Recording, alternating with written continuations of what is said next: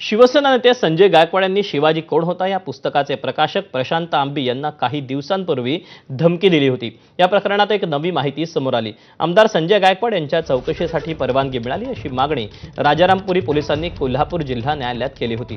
पोलिसांच्या मागणीला न्यायालयाने परवानगी दिली आहे, त्यामुळे आता लवकरच आमदार गायकवाड यांची चौकशी होणार आहे। दुसरीकडे आपल्याला अजूनही धमक्या येत असल्याची तक्रार आंबी यांनी केली। आमदार समर्थकांकडून महिनाभरात 100हून अधिक धमक्यांचे फोन आले, त्यामुळे पोलिसांकडे नव्याने तक्रार देणार असल्याचं प्रशांत आंबी म्हणाले। यावर आमदार संजय गायकवाड यांनी काय प्रतिक्रिया दिली तीही आपण पाहूया।